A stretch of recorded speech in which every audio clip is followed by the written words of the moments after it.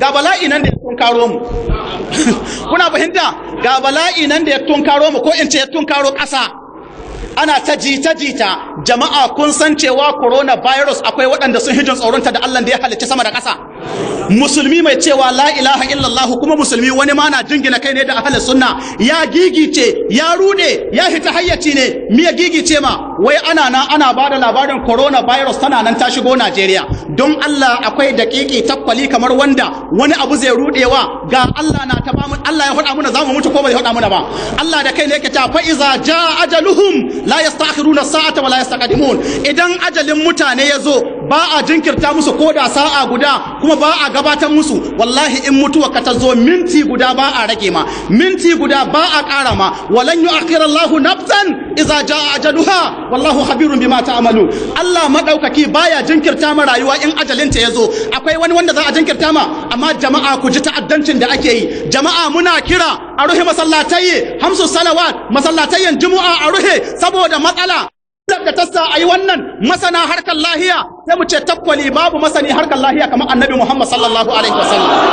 annabi Muhammad sallallahu alaihi wasallam ya faɗa muna hadisai ku dibi hadisai kamar hadisin Abdurrahman bin Auf hadisin irin Usama bin Zaid manzo Allah ya faɗa muna matsalar alloba ƙarshen abin da za a fada a ce coronavirus alloba ce manzon Allah ya karantar da mu maganar alloba ko bai karantar da mu ba idan ta faru ga gari duk wanda a ciki kai ya hita ko ina daga bakin manzon Allah wanda bai shiga ba kai ya shiga don Allah akwai wani da zai zuwa ya faɗa muna wata magana sannan duk wata alloba da za a yi an yi wadda ta hita ku karanta albidaya wan nihaya ku ga irin yadda babban malami ibnu kasirin haka malamai na su ta rubuce zamanin Umar allobar da an kai sama da mutum 25,000 sun ka mutu tsakanin ku da Allah duk duniya yanzu coronavirus ta kashe mutum 10,000 to sama da mutum 25,000 sun ka mutu ba a taba samun wani masallaci guda da wani sahabi na manzo Allah ce muna ganin ya kamata a rufe masallacin ba wai me ake wa duk tsoron mutuwa na su kafirai dama Allah ya faɗa mana tsoron mutuwa suke yi ɗayansu yana son ya shekara 1000 abinda suke so su ba abinda ya dame su in ba mada ta rayuwa ba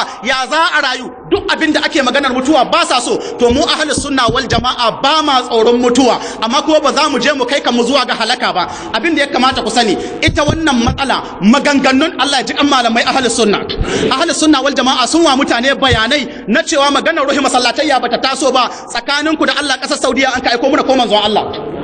Allah madaukake cewa ittabi'u ma unzila ilaykum min rabbikum wa la tattabi'u min dunihi awliya qalilan ma tadhakkarun Allah ya ce ku bi abinda an kasabkan muku da wurin ubangijinku ittabi'u ma unzila ilaykum min rabbikum mi an kasabkan muna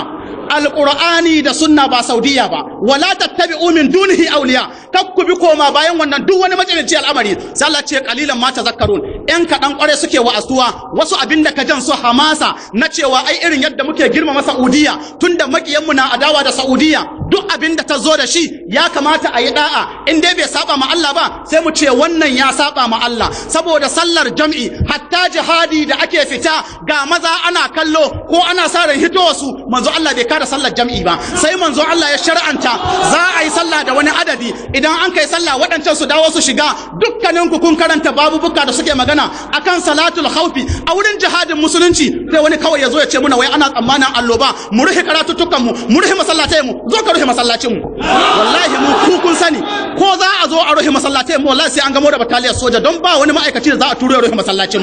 mu mun yadda mu mutu akan addinin mu ku sani cewa ana wa shugabanni biyayya in sun bi Allah in sun bi Annabi Muhammad sallallahu alaihi wasallam abin da ya kamata ku sani ita matsalar ma alloba wai shin ciwo yana samuwar wani na laƙa ma wani ciwo ko bai laƙawa wannan matsala ce da malamai yan biyar diddiki sun yi bincike akan wannan matsala sahabban manzon Allah da tabi'ai da masu bi musu sun tattauna sun ƙara ma juna ilimi akan wannan matsala amma tsakaninku da Allah maganganun da malamai kai sai ku rance da Allah wata matsala ta wadda an yi ijma'i in wani na da rashin lafiya tana samuwa ne ina yi muku rantsuwa da Allah duk malamin da ya kulla babi akan wannan matsala sai ya ce wannan matsala ce da malamai sun yi sabani akan ta wani na ɗauka ciwo ko bai ɗauka amma wai an ka samu wani limami duk da yake ba ahlus sunna na ba wai ya hito yana bayanai cewa ai in ka zo yanzu ka ce ba a ɗauka ciwo sai a yi ma dariya a ce ba ƙauye kake ko jahilci na sai mu ce ka tuban ma Allah don sahabban manzon Allah akwai waɗanda suna da ra'ayin ba a ɗauka ciwo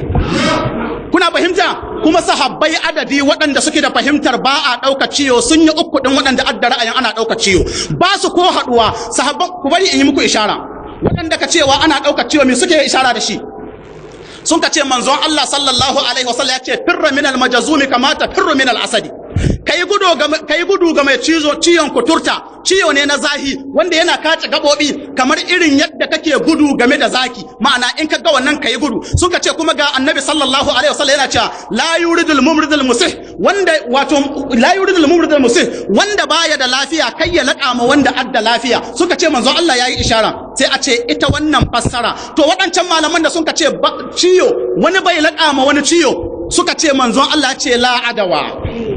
Kuna fahimta? Sai waɗannan malaman suka ce aito kalimar la'adawa ai abinda ake nufi ciyo bai cirata da kai ne sai da izinin Allah. In kai wannan fassara sai ayi dariyarka. Ku kalubalanci duk mai bincike duniyar ilimi ba sahabi biyu ba ƙara guda. Babu sahabi ko guda da yawa ga fassarar. Allah ya ji kan wasu manyan malamai da sun kai irin wannan fassara, amma dai sahabin manzon Allah ya fassara cewa kalimar la'adawa abinda taka nuhi ciyo la yantaqilu bi nafsihi, babu sahabi ko guda. Amma cewa wani bai laƙa ma wani rashin lahiya, sahabbai kan ga sunan baka ma iya lisa wasu. Kuna fahimta? Shi hadisin la yuridul mumridu alal musai Abu Huraira ya ruwaito shi kuma ya ruwaito hadisin la adawa. Abinda zai baku mamaki, ina gayyatar ku ya ku jama'a don Allah ku karanta Fatahul Bari na babban malami Ibn Hajar al-Asqalani.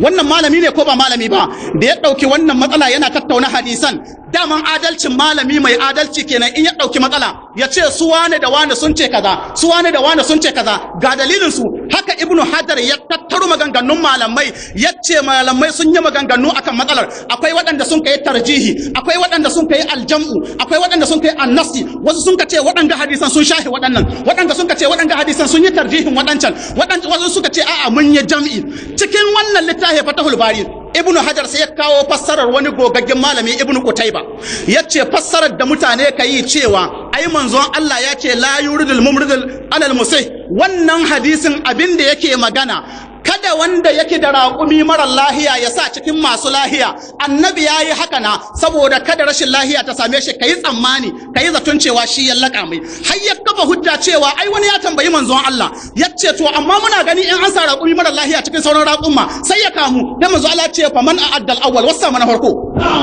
Kuna fahimta? Wasa mai. To shi ya samu wanga.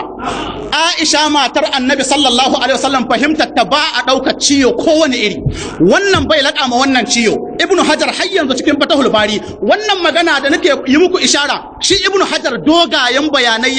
ya kawo maganganu da adilla, yake cewa kai hadisin la adawa. Jabir dan Abdullahi ya ruwaito, Abu Huraira ya ruwaito, Aisha ta ruwaito, Sa'ad bin Abi Waqqas ya ruwaito, Abdullahi bin Umar ya ruwaito, amma wancan hadisi la yuridul mawridul musah Abu Huraira shi dai ya ruwaito. Kuma shi Abu Huraira da ya ruwaito an samu wani ɗalibi ne da ake kira Abdullah, ana mai lakabi da cewa Abu Salamata ya tambayi Abu Huraira lokacin da ya faɗi wannan hadisi, sai ce akaramaka Allah kai ko ka faɗa muna ka ce manzo Allah ya ce la adawa. Kusa abin da ya faru, ya ce Abu Huraira sai ya shiru bai ce komai ba. Shi Abu Huraira tawaqqufi yayi bai ce komai akan matsalar ba. Ibn Hajar ya kawo asar, ya ce wata ta zo ta tambayi Aisha take cewa manzon Allah ya faɗi wannan magana da ake faɗa, ta ce la wallahi walakinnahu qala la adawa. Haka Aisha ta faɗa, yana nan cikin Fatahul Bari na babban malami Ibn Hajar al-Asqalani. Ya ku al'umma, wannan bai kamata mutane su ji tsoron Allah ban, wannan yana cikin juz'i na 10 shahi na 160. Ibn al-Battal yana cikin waɗanda sun kawo Sahihul Buhari sharhi, shi ma da ya kawo ya ɗauki matsalar, ya ce matsala ce da malamai sun yi saɓani a kanta, yake cewa waɗanda sun ce hadisan firra min al-majazumi kama ta firra min al-asadi, manzo Allah yayi wannan ne saboda wari da ake samu ga kutare a wannan lokacin, kada su zo su cutar da kai da warin su, ba don manzon Allah na nuna ciwo na intikali ya koma ga wani ba. Domin in ka ce ai ana nuhin ciwo bai cirata da kai ne, yanzu kana jahiltar da sahabban manzon Allah, kamar kana cewa sahabban manzon Allah sun jahilci cewa ciwo bai cirata da kai ne. Shi na manzon Allah ka faɗa musu. Ita Aisha sai bayan shekara ta 50 da kusan 9 tabbar duniya, babu wani sahabi da ya taɓa yi mata idrakin fahimtar da take akai. Ya ku al'umma, wannan matsala ce da malamai sun yi sabani akan ta, kan wani ya zo ya muku barazana. Bayan shi Ibn al-Battal a cikin wannan sharhin da ya wa Sahihul Buhari, shi kuma ya kawo wannan magana juz'i na 9 shahi na 450, ya kawo maganganun malamai akan matsalar. Wannan fahimta ita ce fahimtar Umar dan Haddam, ita ce fahimtar Abdullahi dan Abbasin, ita ce fahimtar Salman al-Farisi. Duk fahimtar su wani bai laƙa wani ciwo, sai wani ya ce in kace ba a ɗauka ciwo jahili kake ko baka yi karatu ba, wa yake jahiltarwa, kai ko sahabban manzon Allah?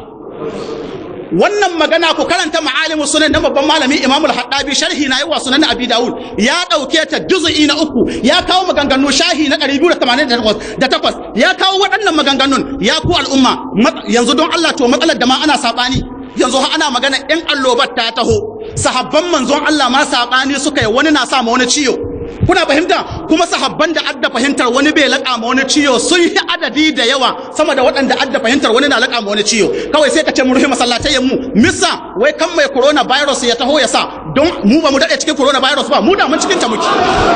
kuna fahimta duk ɗan Najeriya ba cikin corona yake ba ya ku al'umma jama'a mu ji tsoron Allah in za mu abu mu yi shi don neman yarda Allah kuma in gwamnatin Najeriya na son mu bar karanta suwa to ita ko shugaban kasa ya bashi ta office yan majalisa su dawo gida su kwanta amma tsakaninku da Allah kasun ne na ci ko ba su ci akwai inda ake taruwa kamar kasun ne don ku gano adawa ce ake yi da addinin da Allah ya aiko manzon Allah jam'in ga da muka ya kawo mu wasu ga wuya wallahi sai dai hanjinka su kace wasu manyan banza su ko ba kuna nan kuna ta addu'a Allah ya kawo da corona virus ba Allah ya kawo zaman lafiya su wasu manyan banza su harka ta taho don haka yanzu za a bada kwangila a ce a taimako ma kasa yanzu su da akkan cikin bala'i ina ma sun haga wurin taimakon wani yanzu don Allah ne ko an ci ai wannan wa'azi na Allah yi manyan da ka sata kuɗi suna kai kasashe yanzu in ka zo kasa tuhumar ka aka in ka dawo kowa bai tsayawa haɗiyanka gudu su kai baba ya dawo da ina yake da America yake don Allah to ku jaye mai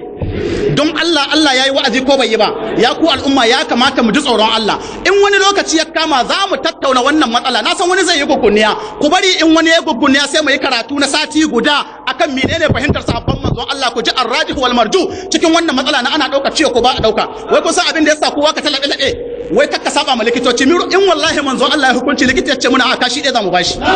wai sai a ce ai idan ka kawo irin waɗannan maganganun ai a dibba za su gane ka wani ba kauye sun yi bincike kun san irin wannan dagatta mun kai rigima da masu cewa mace mai ciki tana haila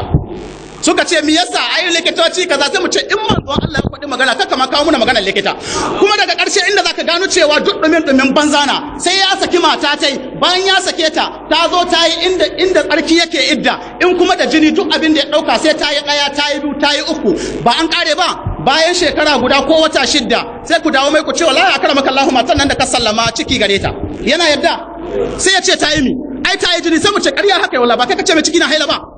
kun ga da an bar sunnar manzon Allah sai ni ya ku al'umma kowa ya zo masallaci a yi sallah lahiya lau babu matsala akwai wani kiyasi ma alfarik da wasu ke yi wallahi in ɗalibin ilimi ya yi wannan sai a mai dariya a fagen ilimi wai sai a ce wai ai manzon Allah ya ce in ka ci tafarnuwa to an yahe ma ka koma kakkatawo to kaga wannan kowa ya san cewa rawani ɗaya na an ka naɗa ma